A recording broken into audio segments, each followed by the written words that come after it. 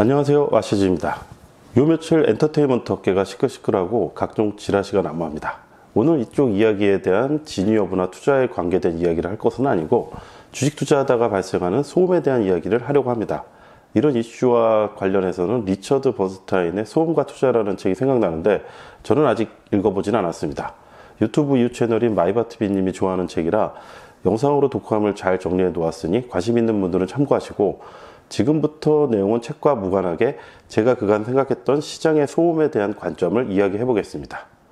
주식시장에서의 소음은 단기간 주가에 영향을 주지만 정보나 기사 이런 것들 중에 실제로 기업의 펀더멘틀에는 영향을 주지 않는 것들이 소음이라고 볼 때, 우선 이런 이슈가 발생했을 때 이 문제가 회사 사업에 결정적인 영향을 미칠지 아니면 단기적인 이슈에 불과할지를 잘 판단하는 능력이 투자자에게는 필요하다고 생각합니다. 주가에 영향을 미칠 이슈가 발생했을 때 트레이더나 장기 투자자에 따라 많이 달라질 것 같은데, 트레이더라면 단기 주가 하락이 투자 기회가 될 수도 있습니다. 단기적인 일로 끝날 거라 판단되면 시장의 과도한 반응으로 발생한 투매로 인한 가격 조정이 투자 기회가 되고, 만약 사업 모델 전반에 장기적으로 악영향을 끼친다면 빠르게 손절하는 게 정답일 수도 있겠습니다. 작은 기사인데도 회사에 상당한 악영향을 주는 요인도 있고 떠들썩하게 이슈화 되었는데 실상은 영향을 미치지 않는 일들도 많습니다. 이러한 요인은 회사별 상황별로 다 다르기 때문에 항상 상황별로 판단을 해야 한다고 봅니다. 몇 가지 참조하면 좋은 것들을 정리해 봤습니다. 지금의 주가가 어떤 국면인가? 주가가 과열권이면 작은 이슈에도 주가가 크게 흔들릴 수 있습니다. 주가가 바닥권일 경우에는 이슈가 있어도 주가는 거의 반응하지 않을 수 있습니다.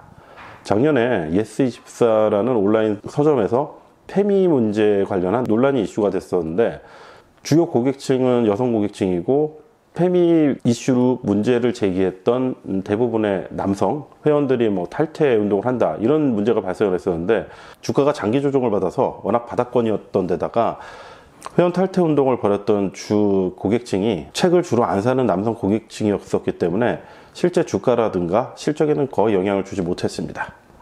주가가 상승하는 도중에는 작은 이슈는 웬만하면 다 묻혀버리는데, 작년에 엔터테인먼트 업계의 그 미용실 갑질 문제가 발생을 했었지만 주가가 한참 오르고 있었던 측면에서 단기적으로 영향을 아주 미미하게 받았다가 다시 상승하는 모습을 보여줬고, 과거에 엔터사의 마약 사건이 발생을 했을 때도 묻히고 그냥 넘어갔던 적이 몇 차례 있었습니다. 사업의 근간을 흔들 만한 일인가, 이게 굉장히 중요한데, 식품회사의 경우에는 위험 요소, 식품의 이물질이 발견됐다거나 위해 요소가 발견됐다거나 이런 경우에는 타격이 장기화될 가능성이 있습니다. 특히 식품업체의 안전이라는 요소는 매우 중요한데, 최종적으로 식약처라든가 아니면 여론이 안전하다고 판단할 때까지 주가에 악영향을 미치는 경우가 많습니다. 소비자 불매운동 같은 경우도 SNS 파급력과 맞물려서 길어질 수 있는 부분을 고려할 필요가 있습니다. 익숙한 악재는 시장에 크게 반응하지 않을 수가 있는데, 자동차 업계의 파업은 거의 연례 행사이기 때문에 다각도로 대비해 놓은 경우가 많아서 생각보다 짧게 지나가는 경우가 많았습니다. 재고를 미리 쌓아놓는다거나 예비 인력을 통한 생산 구조가 어느 정도 준비가 되어 있거나, 매년 3분기가 되면 주가가 약세를 보이더라도 이렇게 단발적인 파업이라든가 이런 이슈로 주가가 폭락하거나 하지는 않았던 것 같습니다. 시장 전체에 단기적으로 크게 영향을 미치는 악재가 발생하는데, 전체 시장이 악재라 판단되어 대부분의 종목이 반응해서 주가가 많이 빠지는 경우가 있습니다. 이런 이슈의 경우에는 실제 사업 구조에 영향을 미치지 않는 기업들이 많아서 전반적으로 빠르게 회복되는 경우가 많습니다. 이를테면 북한에서 미사일을 발사한다고 사람들이 평소 먹던 걸 안 먹는다거나 옷을 사려다가 안 사거나 이러지 않죠? 이렇게 시장 전체에 단기적으로 크게 영향을 미치는 악재 중에 대표적인 게 블랙스완이 있는데, 전혀 예상하지도 못했던 악재가 발생한 일이 가끔 발생합니다.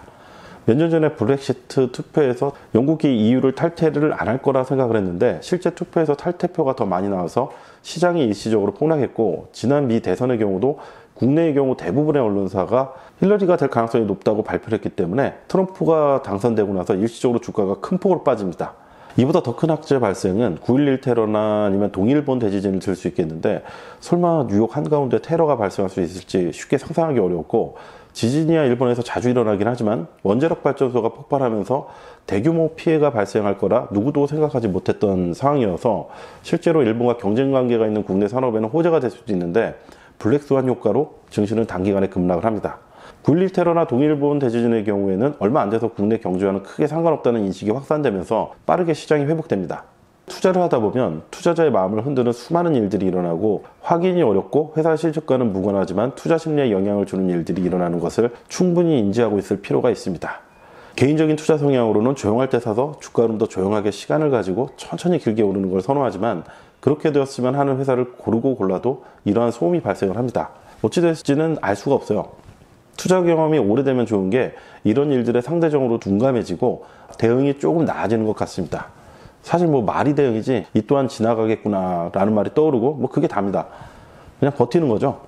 트레이더라면 뭐 투자 수익 기회를 만들어야겠죠.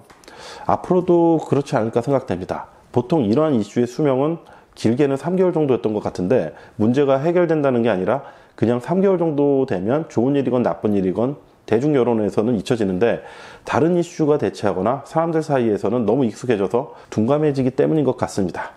악재가 발생하면 할 것. 첫 번째, 회사의 사업에 영향을 미치는가 판단을 잘해야 함. 두 번째, 소음이라 판단되면 3개월 정도 잘 버티면 됨. 끝. 항상 즐겁게 투자하고 성장하는 투자자 되세요.